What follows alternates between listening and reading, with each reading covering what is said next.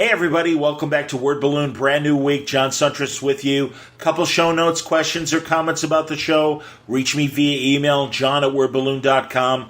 The YouTube channel, I've reached 1,000 subscribers, I promise. Live video streaming coming. I just have been very busy with radio work after having nothing. All of a sudden I've got tons of hours last week and this week.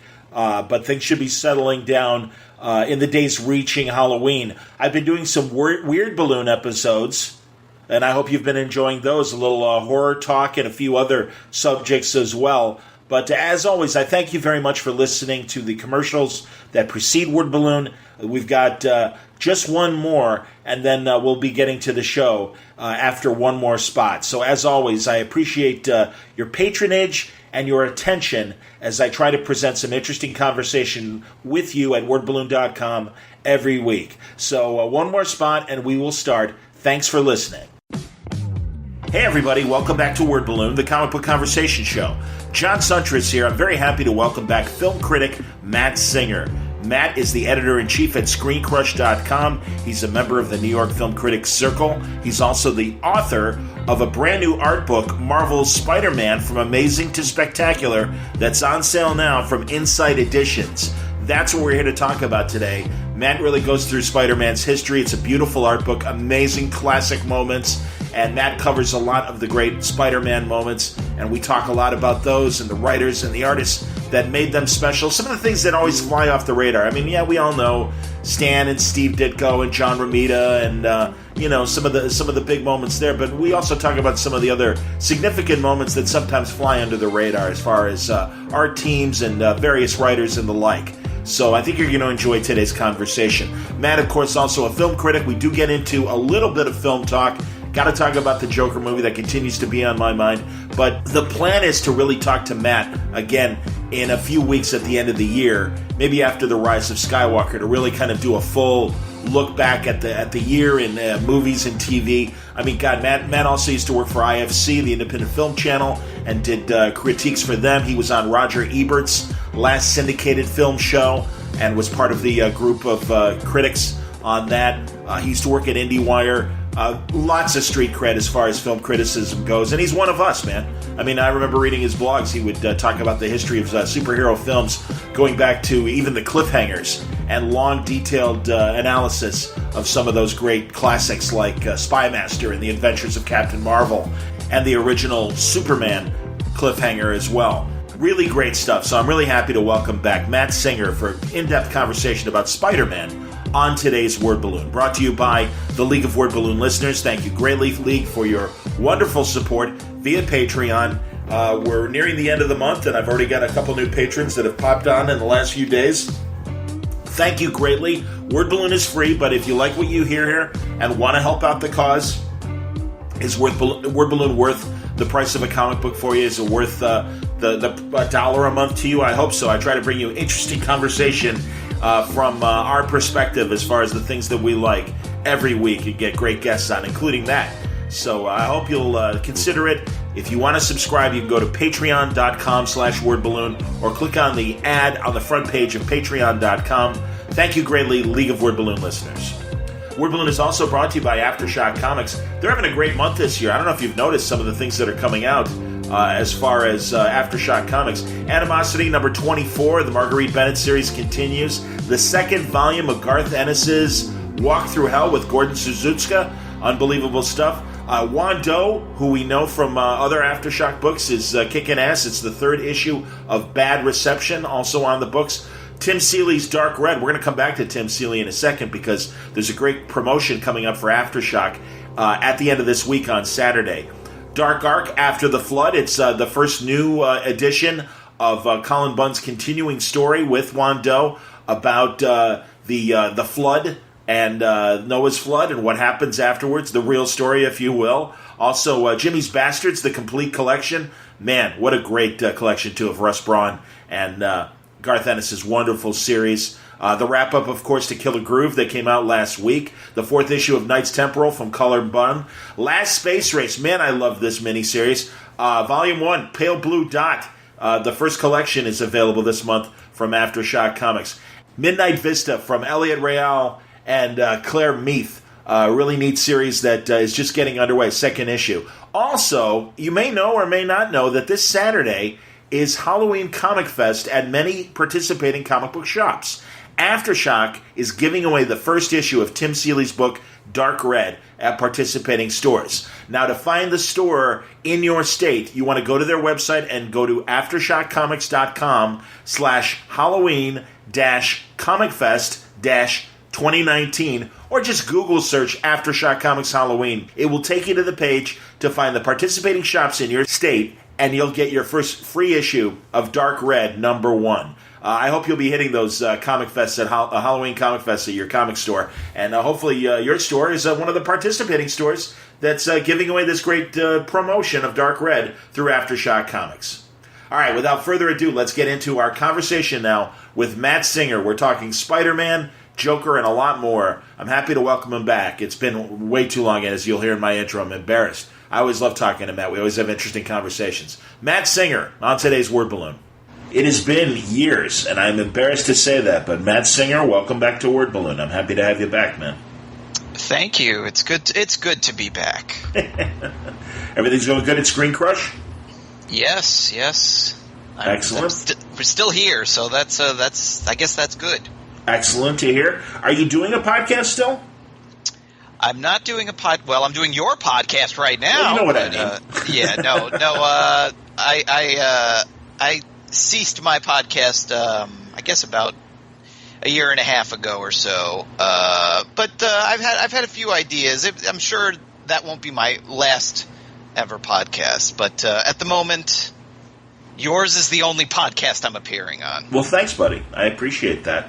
Congratulations on this book, an exploration of Spider-Man through his art. Yes, and interviewing a lot of artists and writers about the character, and then certainly some of the usual suspects in the best way, because I think Spider-Man has had an interesting array of creators, especially in the last 20 years or so. But some of the old-timers are in there as well, or at least relatively speaking, old-timers. Tell me what intrigued you about doing a Spider-Man book. Well, for me, Spider-Man is the comic book character. I've loved comics my whole life, certainly, but I mean the character that I first fell in love with and have always loved the most is Spider-Man. So if you said to me you could write a book on any subject,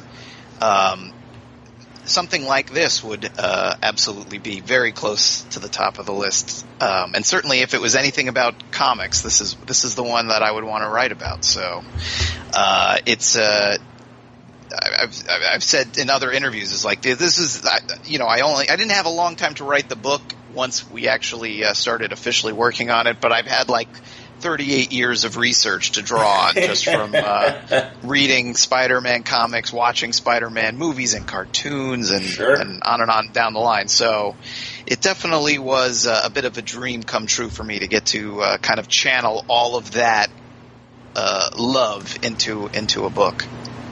That's cool. I wonder, and I want to get into the book, but also I'm curious if you feel that with every movie we get a couple million more Spider-Man fans, and obviously there's a difference between movie Spider-Man and comic book Spider-Man, and I wonder if you've noticed how the character has changed from a screen standpoint. I mean, really, this seems to be in Tom Holland the youngest Spider-Man out there, and I like him. I like him as Spider-Man a lot, but he really is year one Spider-Man compared to. Even Tobey Maguire's Spider-Man seemed a little older, and certainly comic book Spider-Man is certainly more of a superhero veteran than what we're getting in the film. Yeah, absolutely. I mean, that is, I think, the thing that distinguishes the Tom Holland Spider-Man is that even through two movies, I think he's probably at least character age-wise younger than any of the other ones were at the same point in their franchises. I'm pretty sure Tobey Maguire wasn't even in high school by the end of that first movie. I think he graduates from high school pretty early on in that film. So that is something that definitely distinguishes the Tom Holland character. And one of the things that I liked about the two movies with him so far is that, they were very insistent in all of the, the promotion, the interviews, the hype for especially the first movie. They're like, well, we're not doing another origin story. We're not making the origin of Spider-Man. We already did that 2 different times with 2 different Spider-Man. This is different. This is a different kind of Spider-Man story. And they certainly don't have Uncle Ben. They don't have him getting bitten by a spider. But one of the things that I kind of liked, especially after seeing the second one and kind of rewatching the first and looking them together, is like it's almost like they're telling like a very kind of subtle, oblique, long-form origin of Spider-Man. Like he's Spider-Man. He's got the costume. He's got the powers. He's got all that stuff. But he hasn't quite learned with great power comes great responsibility all the time yet. He's never said it. He's certainly heroic. He does heroic things, but he stumbles sometimes. He's very fixated on Mary Jane, or he doesn't, he's very interested in being maybe taking on more than he's really ready for, and so I feel like the movies, those current Tom Holland ones, are kind of like building to the moment where he kind of has that moment, maybe in the third film, maybe in another film, who knows? But I don't know. There's something about it, the way that they've utilized his youth to kind of play up that side of the character. I've found pretty fun and interesting. And of course, there's also the Spider-Verse movie as well, which we just had and was terrific as well. That's its own animal, and I really liked it because it obviously really exploiting the idea of different Spider-Men to the nth degree, obviously. But I really did appreciate the ideas that Spider-Verse, gave us that are very different from the Marvel movies or the Sony movies, even. And I think that's cool. And I think it shows the flexibility of the interpretation of the characters. I'm sure you feel the same way. And yeah, oh my God, perfect cartoon. I mean, God, I can't think of one thing about it that I don't like. No, and I'm a member of the New York Film Critics Circle, and I was quite pleased that last year at our awards we gave it like Best Animated Feature, and we were definitely one of the first critics groups to do that. As you might expect, given that I've now written a book on Spider-Man, I feel pretty strongly about the character in general. But I thought that was probably the best movie ever, Spider-Man wise, and an outstanding animated movie. When the more you see about the technical side of it, even the craft that went into animating it in certain ways to give each different Spider-Man a slightly different, not only like physical appearance, but the way they move, the way that they're animated. They put so much thought and care into it. I thought it was a very deserving Best Animated Feature last year, and then when it went on to win the Oscar, I thought that was fantastic, and I was really excited that happened. In fact, yeah, pretty cool, man. I completely agree. Well, first of all, Insight Editions is the publisher. Is that an independent publisher? Or are you self-publishing? What's going on here? Insight Editions is I think they're based out of San Francisco. They're a California company, and they're affiliated with one of the bigger publishers. I think maybe Simon and Schuster, and they really specialize in like pop culture books. They have a comics imprint as well, but they do a lot of really cool licensed stuff. They have tons of like Star Wars books and Harry Potter books and Marvel Comics books. So it's a lot of really cool stuff like this that's kind of licensed, and histories and art books. If you pick up my book and you like it, there are several other books.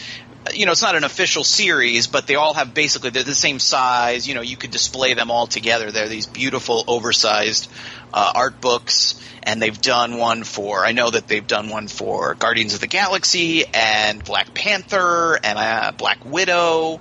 So, this is, they definitely do a bunch of stuff like this with Marvel. Did they find you, or how did you hook up with them for this project? So for this project, I had worked for Insight on a previous thing. I contributed a couple of essays to a really cool anthology book that was connected to the I don't know if you saw this AMC miniseries. It was called, I think, James Cameron's Story of Science Fiction. It was like the history of sci-fi movies and television shows.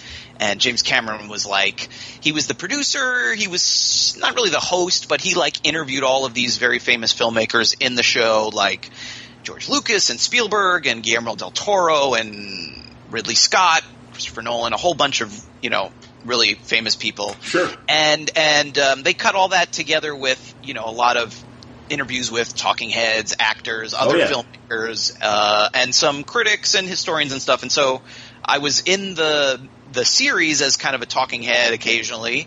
And because I did that, Insight Editions reached out to me and said, we're making a companion book for the series. Would you want to write an essay for the book? So I did, and that I ended up actually doing 2 essays in that book, which is a really cool book too.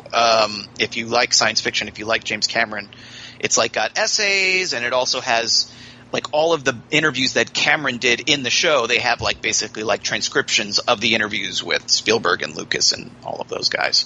So I did that, and then I reached out to them because I wanted to I wanted to write a book. I've been dying to do that for a long time, and nothing's ever kind of come together. And I reached out to the editor there that I had worked with and had said, you have any, I have some ideas I could pitch you, but do you have any projects, that you need someone for?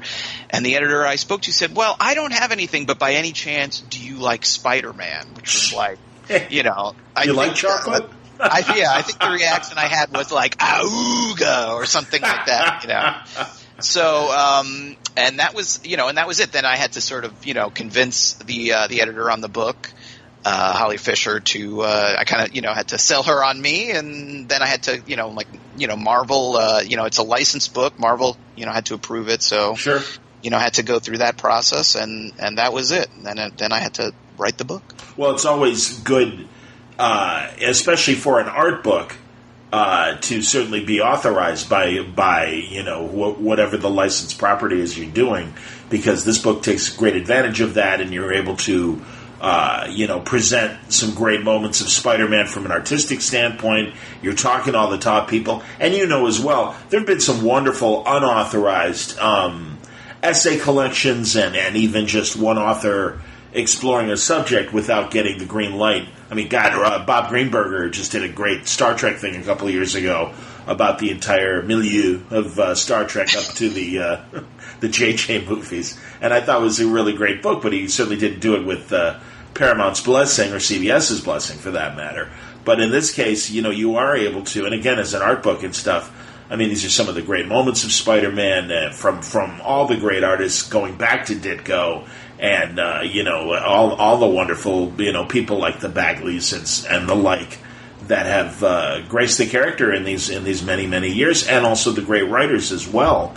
I know a lot of these guys already, and you have Jan DeMatteis doing your foreword and everything. I mean, this is a nice grouping of Spider-Man people, and certainly, again, it's a tremendous art book. It's beautiful.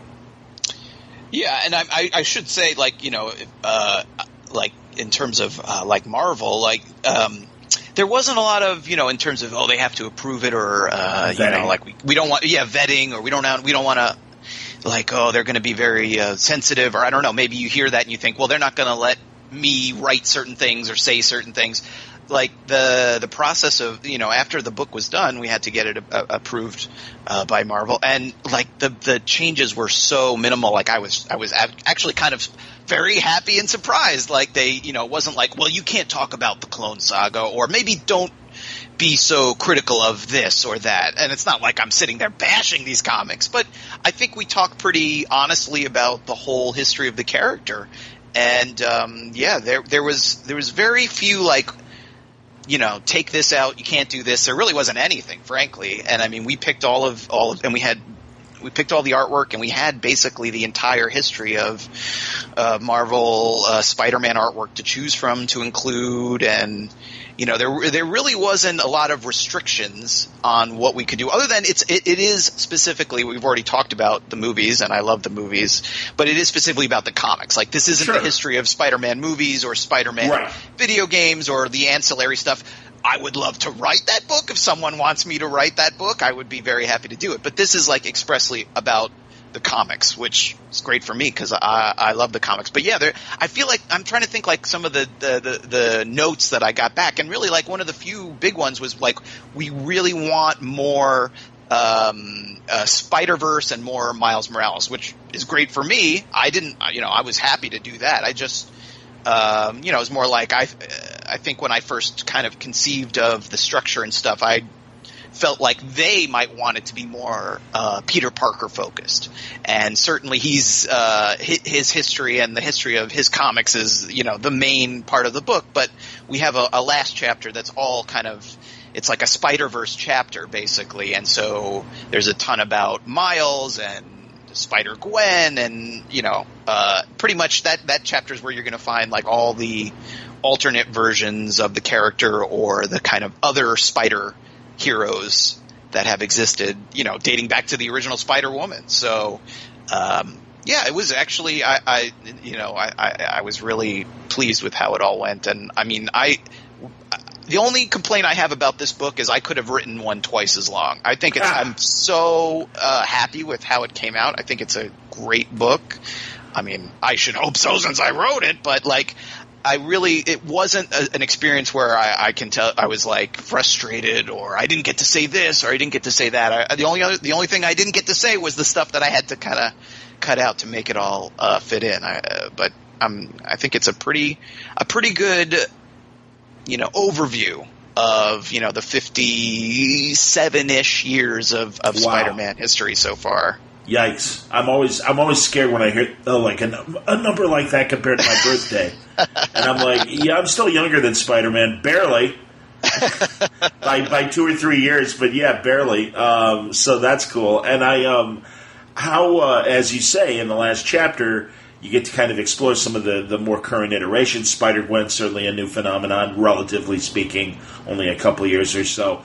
Who is the most modern Spider-Man writer or artist that you spoke to in the book? Well, because the writing of the book was done at the end of last year, for the most part. So it kind of, and because of just how things turned out and who was available to talk to me and stuff, it kind of made a lot of sense to sort of wrap it up with the kind of the end of, besides Spider-Verse, like the end of the Dan Slott run. Okay, so that's sort of like the, I think it's Amazing 801 was his last issue. Yeah. So there's actually quite a bit of that, which I thought was an incredible issue. Actually, it was how many years? I mean, my God, and how many hundreds of Spider? I mean, we were all amazed when Brian Bendis, beat Stan Lee as far as writing so many Spider-Man stories and stuff like that, and then Dan is like a Mack truck that just trashed that record, and I mean, add literally a couple hundred more. I don't even know what the count is for Dan's run. Yeah, I'm not sure either. But so that's sort of the cutoff is the end of Dan Slott's run. Okay. And I spoke to him, and I don't even know how many hours that interview was. He was incredible. I wish I could have included the whole the whole interview somewhere, because it's pretty great. Well, next book, yeah, right, yeah.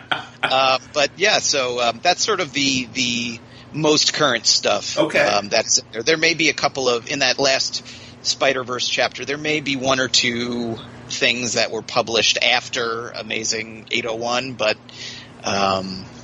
just for sake of when I was writing it and the deadline and all of that, that's sort of where we cut it off. Gotcha. And yeah, man, I know you hit all the interesting eras and stuff, and I mean the obvious ones of the 60s and 70s and 80s, and you're talking to and I always lean on the writers, you'll forgive me, but the Stearns and the DeFalcos and the Bendises, obviously, and who are the earliest creators that you were able to talk to? Well, I did talk to all the people you just mentioned. Those are later ones, but I did speak to all of those. But I guess it would be Roy Thomas, who was the first writer after Stan Lee to write Amazing Spider-Man. Stan passed away not that long after I got the job writing this book, actually, very unfortunately.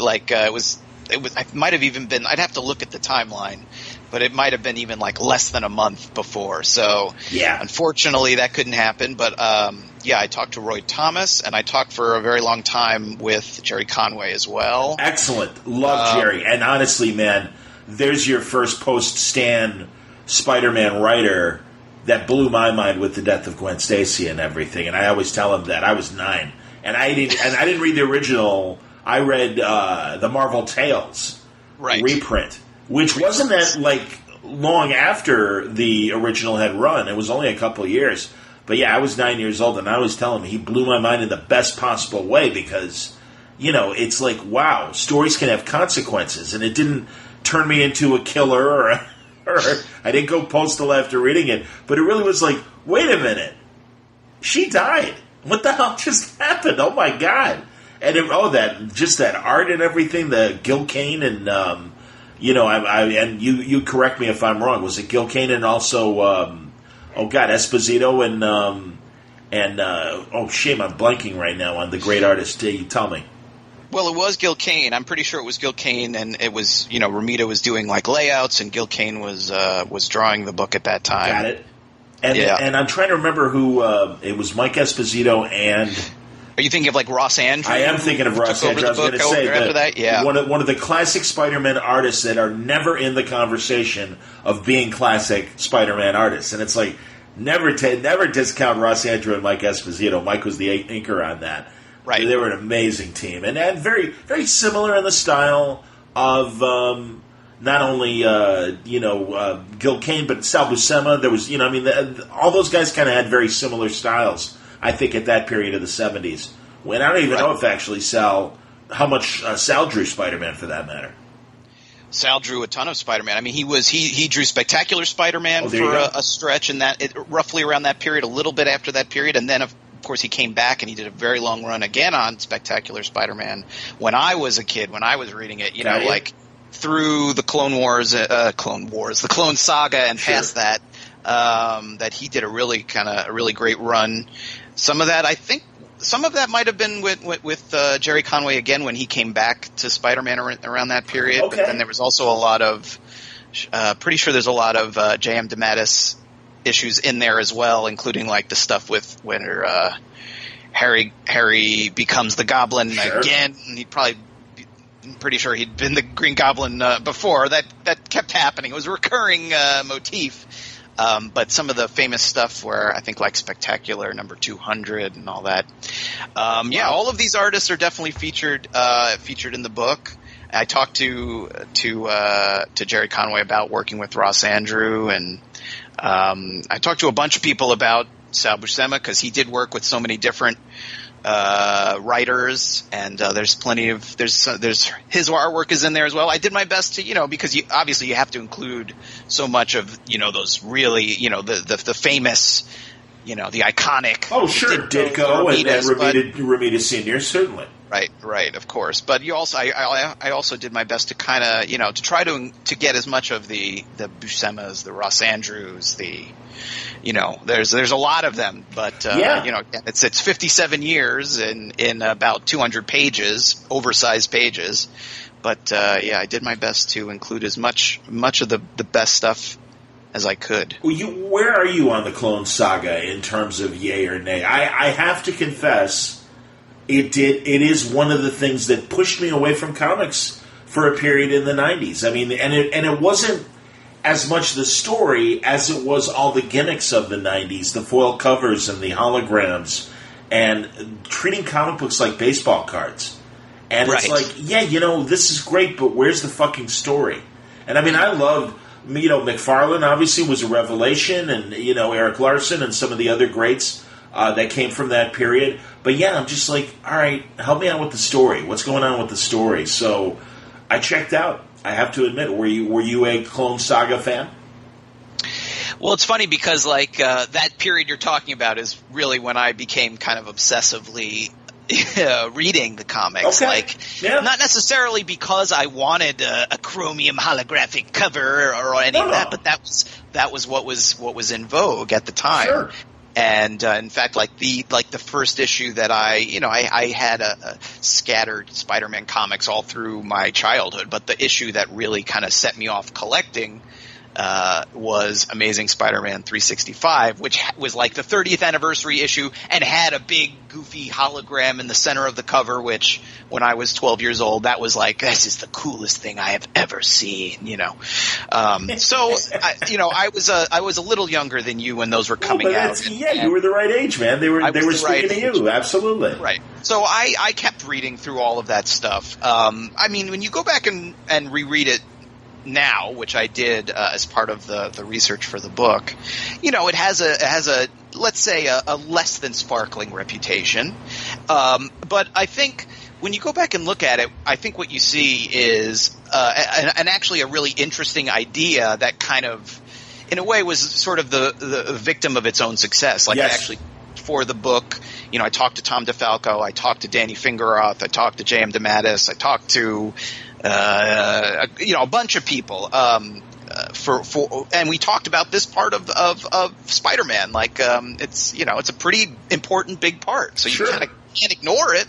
So I think what you hear from those guys when you talk to them about it is that basically this is a period where, your story is not unique in terms of being driven away from comics. Even though all those holograms and chromium covers and die-cut covers and all that jazz was selling a lot of copies, that was also a period where, for Marvel, Marvel wasn't doing all that well. Oh, it wasn't.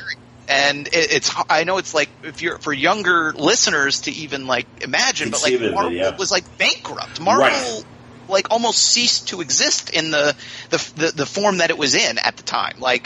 It's very unbelievable to conceive now that Marvel is the biggest entertainment brand in the world, but this was a very dark time for the company, and the initial Clone Saga books sold really well. It was one of the things that for Marvel was actually, from a sales perspective, was really working. So basically, they had an original plan, an original timeline that was, I don't know, something like 6 months or a year for the whole thing. And when the book started selling, the marketing people were like, you can't stop. It. Right. You have to keep going. Yes. And they're like, oh, okay.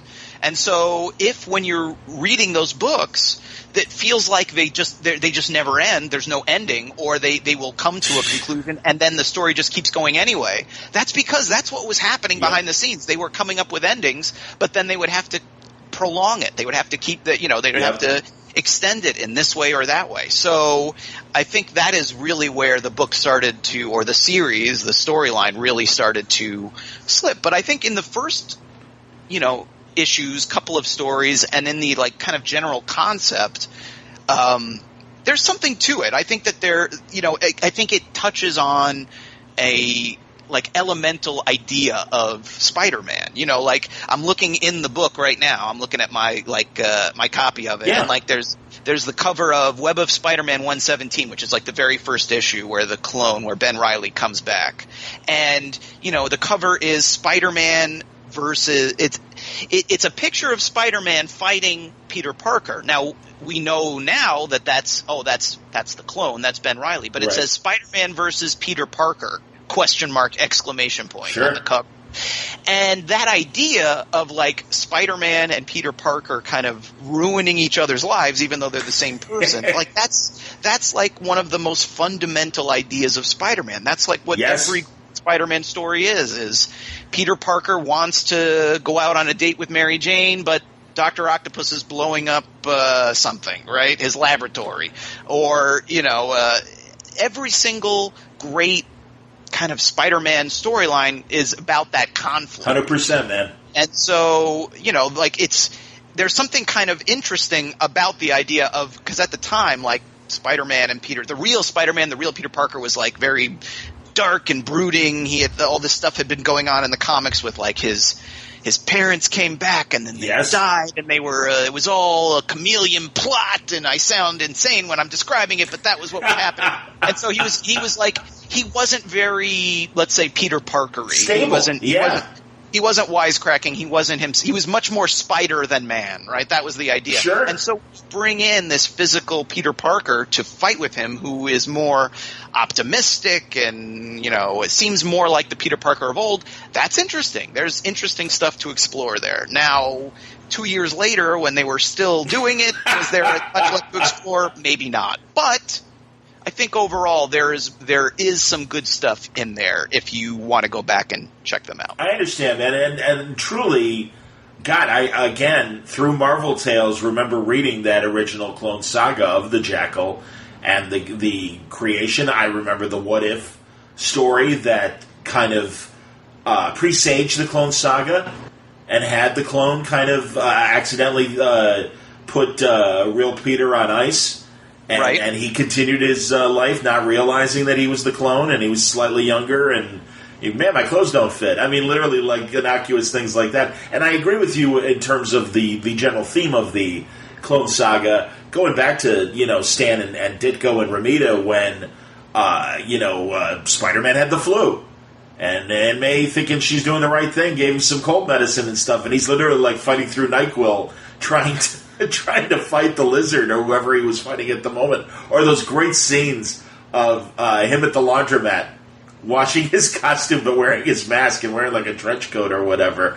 And it's just, the biggest problem in Spider-Man's life was paying the bills and being Peter Parker and stuff. You know, it's interesting. I just spoke to Brian Bendis about abandoning the Clark Kent identity of Superman. And obviously, it's an echo of what they played with during Civil War, and I know that's one of the key moments in your book as well, as you know, the unmasking and everything. How do you think they handled that? I always feel like they cut it off too short and really didn't explore a lot of the things that was part of the promise of the unmasking. When you had all that great sequence of him giving his speech, and you cut around the Marvel Universe. And you had reactions from Flash Thompson to Doc Ock to, friends, family, enemies, other heroes, certainly J. Jonah and everybody. And it's like, wow, what the hell's going on here? What will this lead to? And we got a couple glimpses of great moments, but I always felt like they should have let it, continue longer, and we should have gotten more. Yeah, I agree with you, actually. That I think that was such a bold and interesting idea, and I mean, like, that's one of those comics where I vividly remember where I was when I read it. Yes. It was such a mind-blowing thing. Like, yes. I was sitting in like a Jamba Juice in Midtown. I had just come from like Midtown Comics or wherever I had gotten the actual issue, and then walked over to this place, and I remember wanting to read it just because I was, it was a big storyline at the time. And so reading it and then being like, what? Like, I guess I hadn't heard, I don't know if it was a known thing that it was going to happen. Maybe I don't keep up with comics news as much as I should, but I remember just sitting there and just jaw on the table in front of me and reading it and rereading it a couple of times in a row and just being like, they did not, and of course I'm not so naive that I don't think that they could undo it eventually, but still it was like such a huge thing to do. And then a lot of the books that followed, I mean, it was all the stuff, it was much more like, it was very plot driven. It was all the stuff with Civil War, which was, yes. It was a good story, it was a good series, but, Peter Parker was a very small part of that. And then after that, they went right into the stuff where, I think, Aunt May is shot and it's Peter's fault, or he believes it's his fault, and so he's trying to save her, which led right into the, the whole One More Day storyline. Yeah. So yeah, I kind of agree with you. I would have loved to have seen, a couple of years or more, at least more of like what it was like for him in a world where everyone knew he was Spider-Man, where it wasn't just about these, so heavy on all of these bigger storylines and plots. Because to me, so much of the best Spider-Man stories are about Peter and about the character as much as they are about, the action and the fighting and that's always certainly important. I don't think we really got to feel what that was like entirely, or at least I agree that there was probably more they could have done there. I talked to Mark Miller about that, that reveal, because he's wrote Civil War. Absolutely. And he said basically, like, the thing that he claimed he hadn't really talked about before, talking to me, was like basically that his editor on those books, which I think was Tom Brevoort, was like, let's as part of the Civil War, let's reveal Peter Parker's identity, because, well, we know that we're at this date, X date, right down the line, we're going to do one more day. They knew already they were going to reset everything. Back. Interesting, yes. So I guess it gave them a little bit more carte blanche to kind of do whatever they wanted to kind of mess with Spider-Man, because they knew already at that point, well, in X amount of months, we're going to go back to kind of a square one situation and do the brand new day continuity. Yep. So, it was always planned to be very short term, which is probably not that surprising. But I guess that does speak to the fact that there really wasn't a ton of time to fully play out that idea. And maybe someday they'll do more with it or something like it. It certainly seems possible to me. Sure. Well, to every generation, there's another opportunity to readdress a theme like that. In the Civil War period, Straczynski's run has its hits and misses, but I really felt in Civil War in particular, and when he released his book this summer, I got to talk to him at length, and I always tell him my favorite Spider-Man, two of my favorite Spider-Man moments of his was the gift that Doctor Strange gives him, and I think it was 500, where he's able to talk to Uncle Ben, and Uncle Ben's able to say, "Hey, I'm proud of you. You're doing it right," and that was amazing, and I'm even slightly choking up even saying it right now, because it really did. It hit me, man. But even another great moment in Civil War, when Tony Stark finally convinces him to go to his way, and it's so funny. And again, it's so different in the film because Spider-Man is a much more established veteran hero, but still has that mentorship relationship with Tony that only started developing more in Civil War. And he says, something, Tony, you're smarter than me. And it's so classically Peter. And he's like, every fiber of my being and my spider sense is telling me this is the wrong decision. But you're smarter than me, so I'm going with you. If I'm wrong, I'm coming after you. And it was so great to see. Those are my favorite moments. And another later when the Kingpin makes the hit on Aunt May. And you got Peter going to the cell block, and Peter is going to the cell block looking for the Kingpin, and he beats the shit out of the Kingpin. And it's just like, that's when Spider-Man is his most dangerous, is when, okay, I'm not self-conscious about being schmucky Peter Parker. I have this power, and it's unleashed, and watch out. And I love that moment, and I told Straczynski, I think it's one of the best Spider-Man moments of, yeah, listen, I know I'm the kid and I'm awkward and everything like that. It's like, I'm dangerous. Don't fuck with me. And it's like, yeah, man, that's beautiful, because that's when it's unleashed. It's like, wow, look out, man, because Spider-Man's pissed and he's got the power to take care of things. Yeah, I love the Straczynski run of Spider-Man, especially the first couple of years. Yes. I think are just some of the best Spider-Man comics ever, and rereading them, like doing this book, like I did not have a ton of time to do the whole thing, so you kind of have to pick your battles when it comes to especially rereading, sure. Trying to read stuff that I hadn't read before, but then also rereading the stuff that I had to make sure that I really had a good handle on it so I could write about it. And his stuff wasn't all that long ago, and I had a pretty decent memory of it already, but like I found myself like taking way too much time. Like, I should be reading other stuff, but these are so good that I just wanted to, I kept reading issue after issue of his. his Spider-Man, and I love all the stuff that he did with Aunt May. Sure. Yes, the editorial. When she the big reveal, and oh my God, that final splash page of her, Peter wiped out asleep in his Spider-Man costume, and her walking in. It's the best. Yeah. So I guess I'm trying to think. I guess that he did that storyline sort of pretty late in his run. That was with the children of Norman Osborn and Gwen Stacy. Yes. Which they've pretty much kind of ignored since then. Probably for the better, I guess. But I think, barring that, I think like his stories hold up really, really well. And maybe for me, what it was like reading them now was like. And and in some ways, the stuff, the Brand New Day, and all of that came right after him. Maybe it was a reaction to it, but it was like his Spider-Man felt more grown up. Which, as a adult person, human being now, I guess I don't know. Maybe I can relate to that Peter Parker a bit more. Sure. He's not quite the depressed dad bod Spidey of Spider-Man Into the Spider-Verse, but he's probably the closest one that's ever existed in the comics. Like when that run starts, like he and Mary Jane are split up. Yes.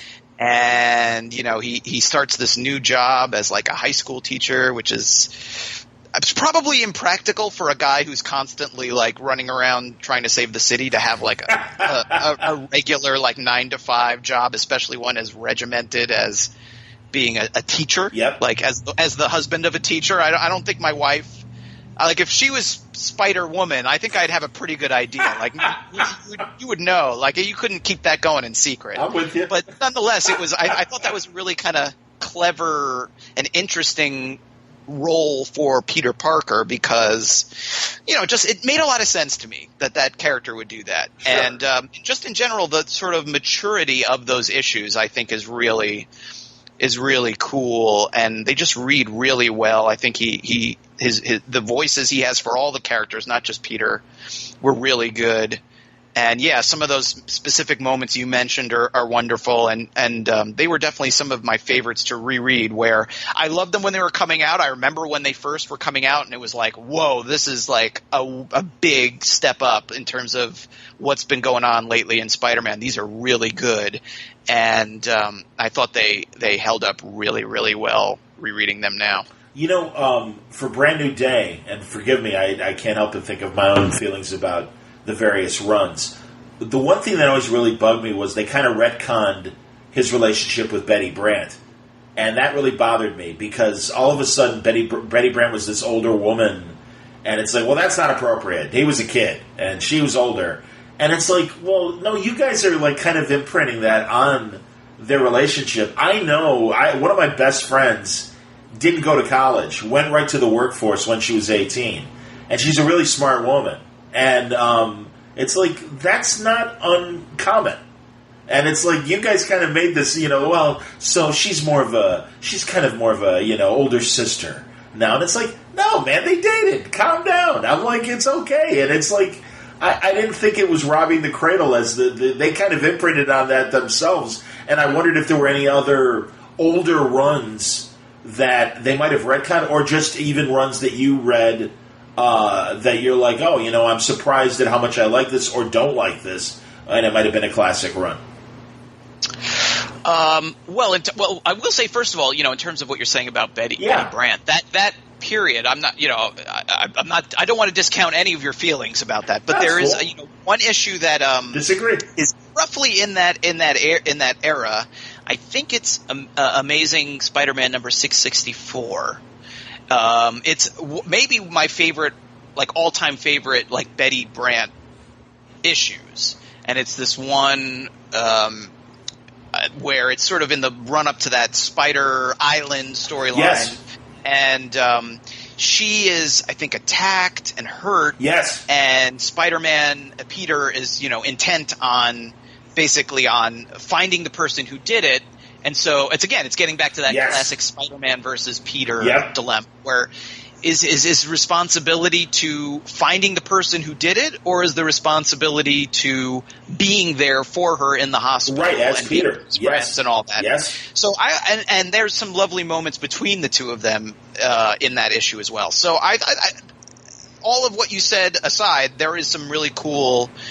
Maybe that's a little bit, I guess, after the start of the Brand New Day stuff, but it's sort of in that era. I would include that as part of the same era. Yes, and I think that is a nice. If you love Betty Brant, that's like to me that especially lately where she hasn't been a really important character. That's a really. Oh no, I agree, and I mean, well, that's the thing, man. Because there are old girlfriends that or old relationships where the friendship remains, and you maybe aren't involved intimately anymore, but. You still care about the person deeply, and they know you. And again, I think that's a very adult relationship thing to explore. And I don't mind where Peter and Betty are now. It was, like I said, for me, it was more just wiping out the idea.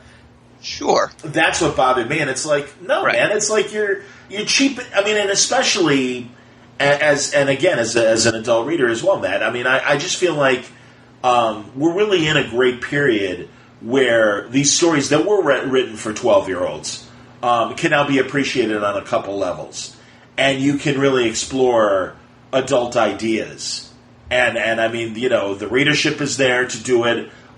They are certainly trying to translate that in the television and film properties as well in general with these things. And that's the thing. And I just think a character like Spider-Man, who's had such a long publishing history, it's like there's a lot of great relationships in there. And yeah, they've changed from where they were in the 60s and stuff like that. It's okay. But like I said, don't wipe it out. I mean, again, I don't mean to hammer it, but I'm just like, yeah, that's just kind of, like I said, it's just kind of cheap. It's like, oh, yeah, that's too bad. I mean, they always seem to be able to make continuity work. God, in the case of Grant Morrison and Batman, going back, 70 years or whatever, when he was writing Batman. And it's like, come on. Spider-Man deserves the same kind of thing. I don't know. Right. Well, yeah, that's his. He's uniquely good at that sort of thing. Sure. In terms of your other question about sort of like what runs that maybe I didn't know or I didn't remember or that really stood out. One that definitely comes to mind where it was right before I really started reading, or a couple of years before I started reading, obsessively. So I'd only kind of had. Maybe an issue here or two, around just collecting over the years. And then I made a concerted effort to kind of read the whole chunk as part of the research for the book and thought these are really great. Was all the stuff from the first issues with the black costume, the alien costume, when Peter returns from the original Secret Wars with the original, the Venom suit. So it's Tom DeFalco and Ron Frenz. I think that's a really underrated run of issues that you don't hear mentioned too often alongside like the great runs with, of course, the early stuff by Stanley and Steve Ditko and Ramita, and then Roger Stern and Conway Thomas, and Roger Stern and Stern, and all the people we've already talked about.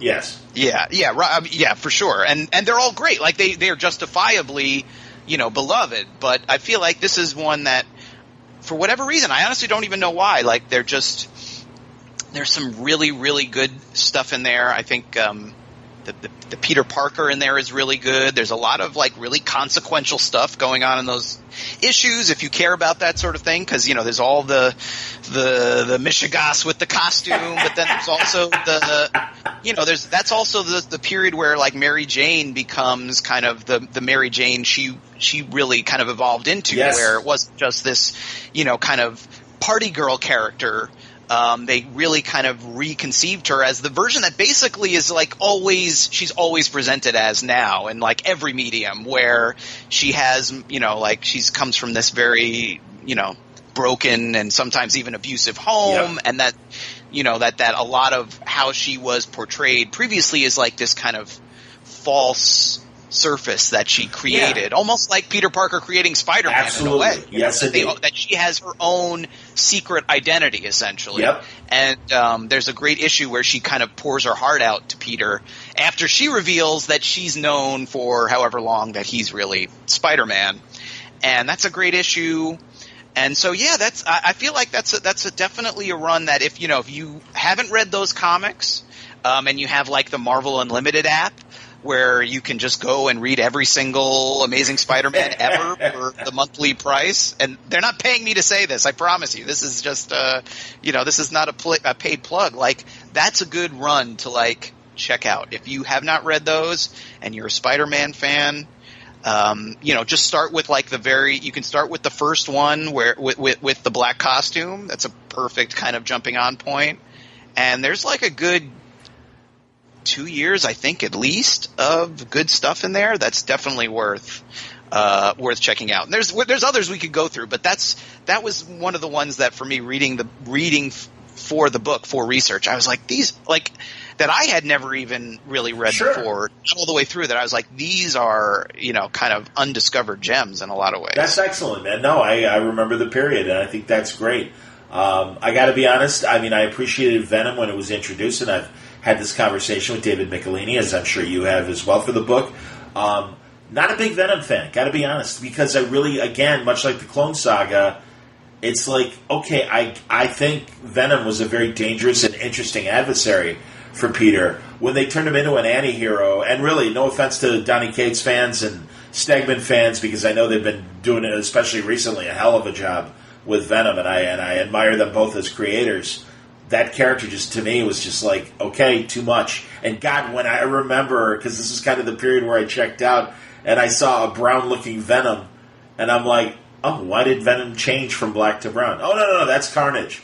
Who the fuck is Carnage? Well, Eddie Brock is evil, but, man, I'll tell you, Cletus is really evil. And I'm like, fuck you. Good Lord. I'm sorry. And again, the filter's off as far as I'm concerned in talking about it. But I'm like, too much fucking Venom. Good Lord. And then Carnage even more so. I'm like, all right, what are you guys doing? So I'm not a Venom or Carnage fan. Again, appreciated the idea of Venom as an adversary of Spider-Man, but didn't need him to be the star of his own book. But that's just me. Sure. I mean, again, no. I think it's the same. It's basically the same kind of problem that what's the word I'm looking for? That kind of sunk the Clone Saga. Yeah. It's like Venom was maybe the ultimate victim of his own success, and that he was this very interesting character, very dynamic visually. Just between McFarlane and Eric Larson as the two guys who really kind of defined what he looked like. Like, those issues, the art in those issues is so dynamic, absolutely, and energetic. No, where you think it's Spider-Man, and all of a sudden you realize it's Eddie, and it's the symbiote and everything. And no, it got very horrific in the best ways. Absolutely, initially, absolutely.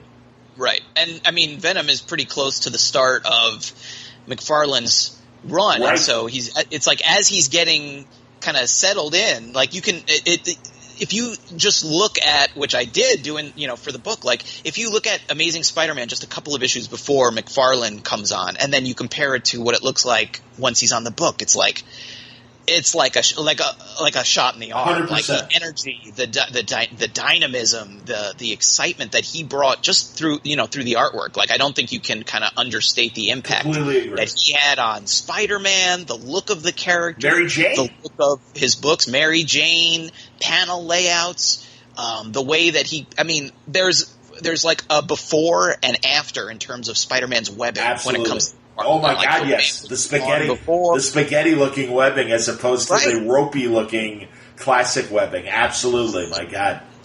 And I think that like Venom is almost like this expression of that energy. Yes. Like he's just like just like in your face Spider-Man, where he's like even bigger. He's got crazy teeth. He's got fangs. They're dripping goo. Like he's just like that. He's like the personification of that energy in some ways. Totally and I feel like that he was a really perfect foil for Spider-Man in a lot of ways.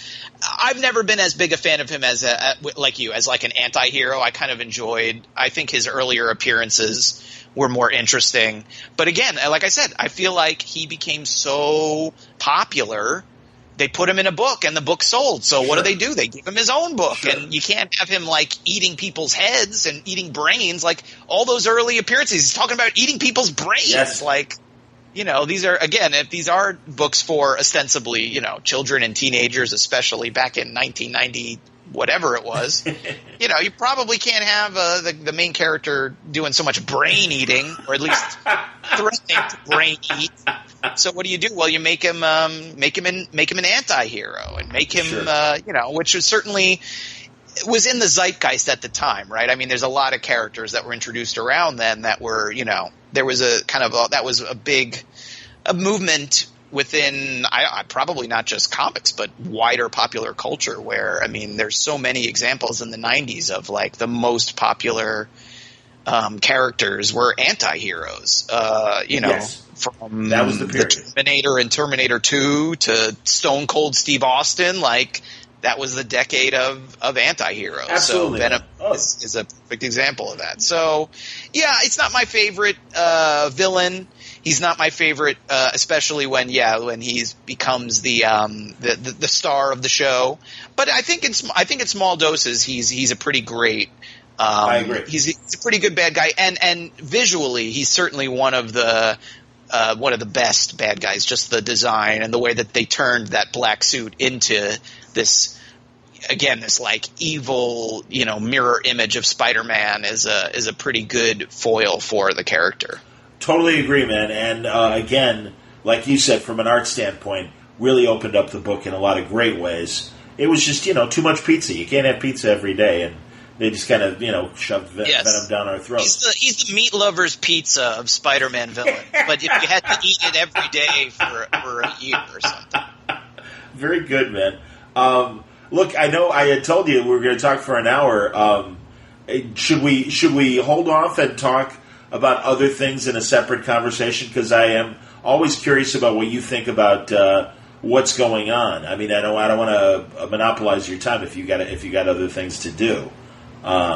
It's up to you. Do you? I was going to ask you about. I mean, certainly, if very briefly, the classic movie makers are kind of shitting on Marvel lately. And I understand and I respect them still. They are masters of film.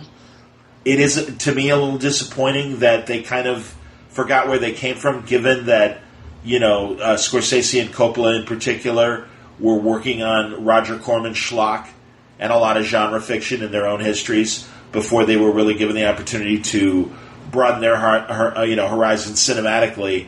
And, it's nothing new for Coppola. Coppola's been saying it for years.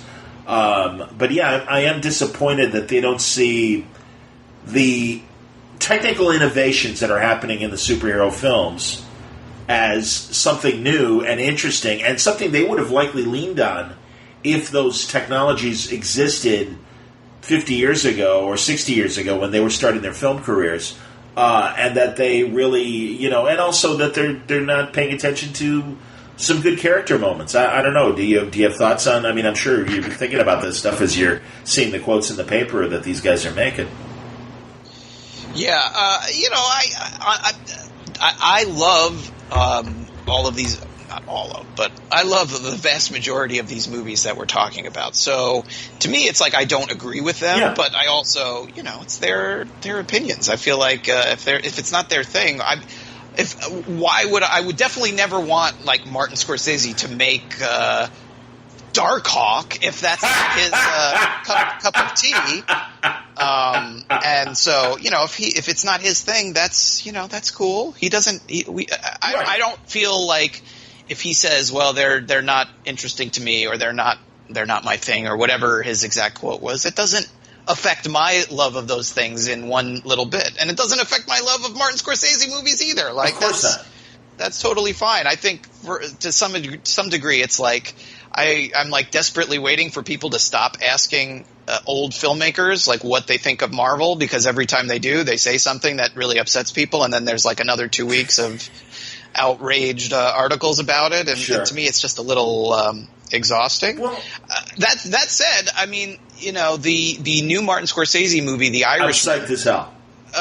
Is largely done with de-aging technology that, through visual effects, digital effects, where the main actors are all presented for parts of the movie as younger as they are. Oh, that's interesting. I didn't realize that. That's funny. Yeah, and I'm pretty sure the first place that I saw that done really well is in Marvel movies. Well, yeah. Is in like Civil War with the young Robert Downey Jr. and in Captain Marvel, where Samuel L. Jackson was playing himself like 20 years younger in that whole movie, and the effect was seamless. Like the first place, others have done it, but I feel like the place that has really made those effects look really good and very convincing were in Marvel movies. So, while I 100% support Martin Scorsese saying and doing whatever the heck he feels like, I do think that there is, like you said, there's some innovative stuff going on in those movies as well.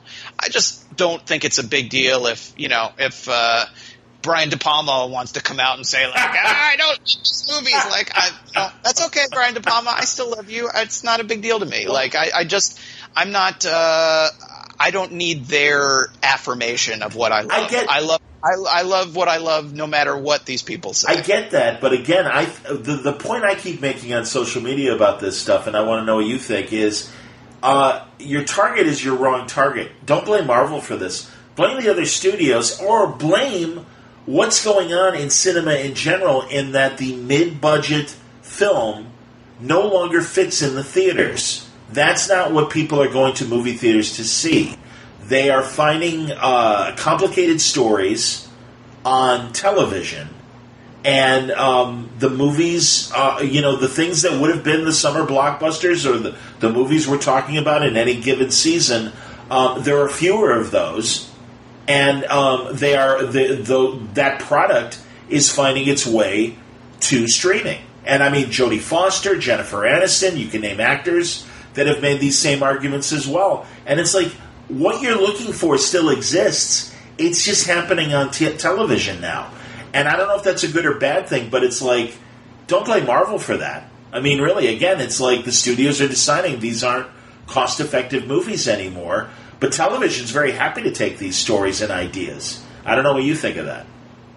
Well, I think you're absolutely right about that. I would completely agree with you. Like there is sort of this kind of paradigm shift that's still like we're in the middle of right now, and a big part of it is that yes, like the movies that are working in theaters for now are really these spectacles and these huge events. And I don't not for nothing, but if you know your Hollywood history, like the era when Scorsese and Coppola kind of came up, like their era, the new Hollywood era, when they were making these funky, kind of experimental, very adult, cutting edge movies, only existed for a couple of years before it was basically swamped out by the Marvel movies of that era, which was the kind of the first blockbuster era with Jaws and the first Star Wars Superman. And Close Encounters and Superman and on it. Right, exactly. Yep. So to some extent, this is a bit of history repeating itself, and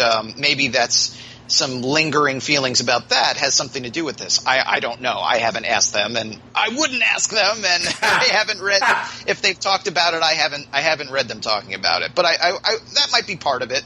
And like you said, that this is kind of this time that we're in, where a lot of the movies where that these men would have made 20, 30, 40 years ago, they're not being made anymore. Or if they're being made for Netflix. I mean, the Irishman, the movie I just mentioned a few minutes ago, like Martin Scorsese's new movie, which I'm sure Netflix paid a boatload of money for, that's a Netflix movie. And it is going to play in some limited releases.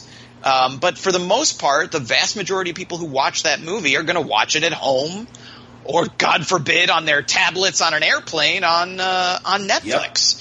So, to some extent, there is if they're saying things like, well, that's not cinema or whatever they said, I think it's more like what the definition of what that is changing. And the place, the home for those kinds of different stories, or the Scorsese and Coppola and et al. Kinds of stories. You're right. I think a lot of them are relocating to either television or kind of the nebulous area of streaming, right, where they're kind of both films and television exist now, but there's a lot of long form storytelling and a lot of more creative experimentation is being done there, and risks are being taken there as well. I hear you, man, and yeah, that's just kind of my feeling. And again, they're not going to say that, hey, we're mad at the studios, because they still want to do business with the studios. So I just kind of feel like it's convenient that they can just go, it's Marvel. Fuck Marvel. God damn it. They suck. And it's like, well, Jesus, man. I don't know. Like I said, it's like the game's changed for better or for worse. And until the fad fades, this is the status quo. And do the best you can. And again, go to the platforms where they're very happy to be in business with you. And obviously, I don't think it's I don't think it's a problem they have to contend with. Maybe Coppola does. Coppola always has problems with some of his passion projects as he's getting older. Scorsese certainly has a better track record of success that I think people are still willing to do it. But I also think that also these streaming things, from a prestige standpoint, would be very happy to be in the Coppola business. So I don't know. Anyway, Joker, thoughts? I was not the biggest Joker fan That's cool. in the world. Neither was I. To be honest with you.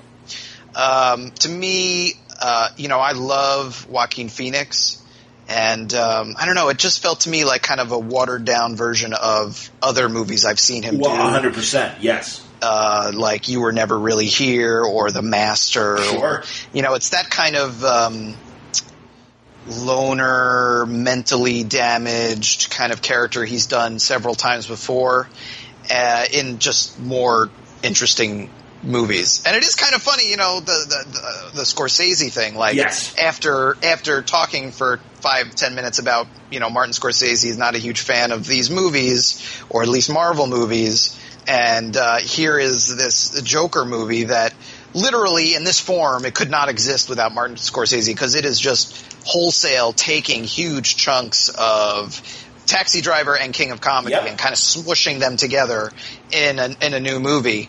It's pretty interesting that while that's all going on, while all this kind of controversy about what Scorsese said is going on, like the biggest movie in the world is this superhero movie that's just shamelessly inspired by his movies, I think is very kind of surreal. Yeah, and I wondered on the bigger picture, Matt, what you think of, because seeing Ad Astra and its nods to Kubrick in 2001, and also Todd Phillips in the Joker movie, but even going back a couple of years, and it's David O.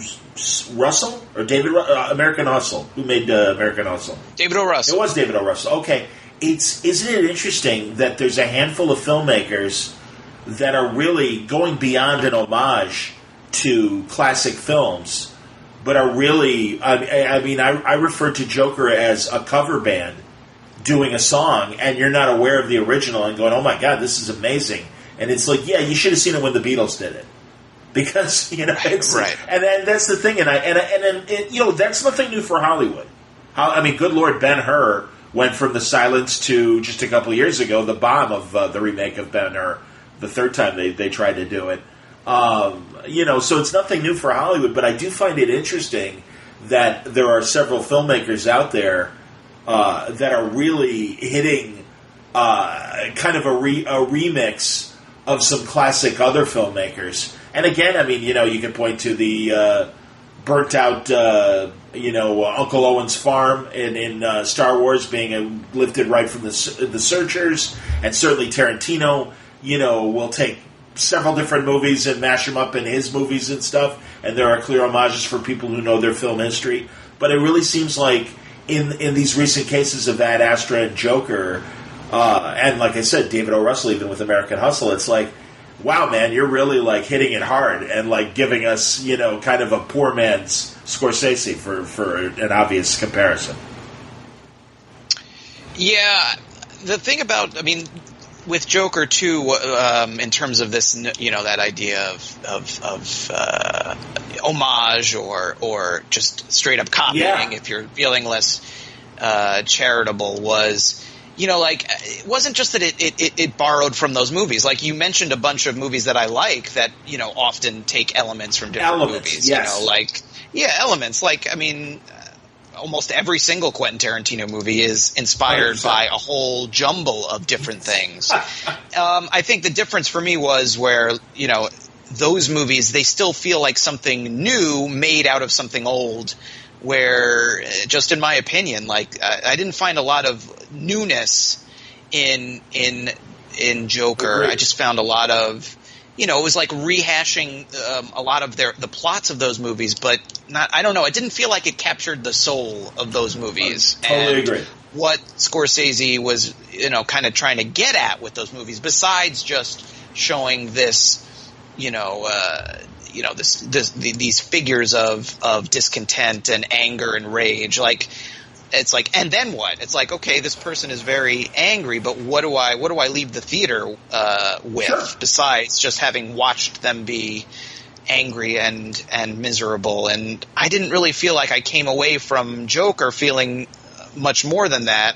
Whereas those other movies that it's kind of inspired by, I don't know, it felt like there was a lot more going on. Other people disagree with us, but that was how I felt. And honestly, it's the combination for me for Joker. I've read too many Batman Joker stories, so I have preconceived notions of how the character is. And again, this is my feelings on it, and I've discussed it. I can't help it. And this, by the way, shows me that it's still on my mind. So there's something there that I still want to talk about, and it's a provocative movie. But I do think that there are a couple generations of filmgoers that, don't dive into film history, have never seen King of Comedy and Taxi Driver. So for them, it is brand new. And I get that. And that's fine. I mean, you're only, responsible for the things that you experience. And if you've never seen these things before, you can be made aware of them. I don't know how many people are going to go run off and watch King of Comedy and Taxi Driver. It's a shame if they don't. Especially, I think, in the case of King of Comedy, which I think did say a bunch of fresh things. And like a good movie, I think has changed just because of the way society has changed around it. And I really think the ending of King of Comedy is very... it's a different ending than I think what Scorsese intended originally, my own personal feeling on it. But that's the thing. So I think they're not at fault for not knowing these older movies and stuff like that. And then really, I guess Phillips, at the end of the day, it's a big departure from The Hangover. So I'm very conflicted. I mean, there are things I appreciate, and I think Phillips did a good job. But I also, like you said, there are just story choices and the blatant ripoffs, not homages. These are, And I wonder almost if Scorsese's producer credit is because it's almost obligatory because of how much it leans on those movies like Taxi Driver and King of Comedy. I don't know. Yeah, was he actually credited? I know at one point he was involved in the film, and then I thought he maybe dropped out, which I thought was interesting. But I'm not maybe 100%. Yeah, I'm not either, and shame on me. I don't think he's credited on the final film. But you're right that he was at one point. It was announced that he was going to be like a producer. Oh yeah. But I think at a certain point he distanced himself from the film, which is kind of interesting given the way it turned out and the current quotes, and the current quotes and all the things that you were saying about it.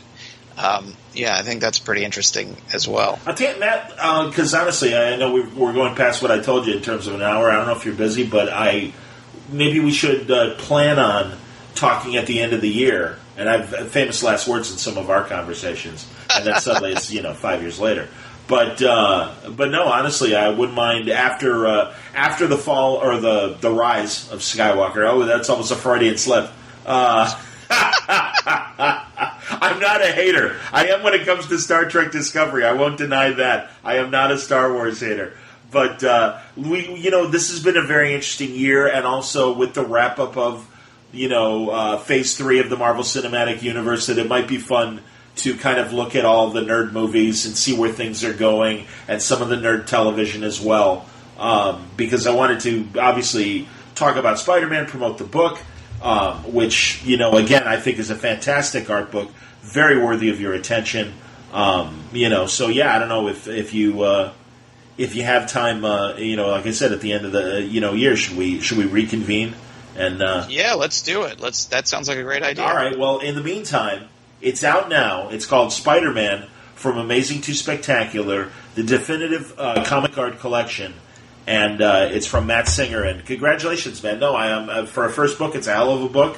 I'm proud of you for being able to do it, and I hope this is the beginning of others. I have always appreciated your opinions on Screen Crush and some of your former IndieWire and some of your other IFC, some of the other places that you've written criticism and been a part of. So, yeah, as always, keep up the great work, and I'm glad you're out there still calling them like you see them. Thank you. It was great. It was great talking to you again. And yeah, let's do a little end of the year wrap up in a couple of months. That's Matt Singer. Make sure you check out his wonderful new Spider-Man book from Insight Publishing. And man, I'll tell you, I enjoyed it. And it's a hell of a coffee table book. I think it belongs on your coffee table or on your bookshelf along with your other shelf porn. I always have to give Jason Wood of 11 O'Clock Comics the credit for coming up with that name for those deluxe, beautiful, oversized comic book collections and criticisms that come out that always look so nice and adorning our bookshelves. Hope you enjoyed today's Word Balloon, brought to you by my patrons, the League of Word Balloon listeners, via Patreon. Thank you greatly, folks. Patreon.com/wordballoon. Also brought to you by Aftershock Comics. And again, don't forget, this Saturday is Halloween Comic Fest Day at many comic book stores across the country. Aftershock is giving away the first issue of Tim Seeley's new book, Dark Red, at participating stores. You can go to their website, aftershockcomics.com/Halloween-ComicFest-2019, or make it easy, Google search Aftershock Comics and Halloween.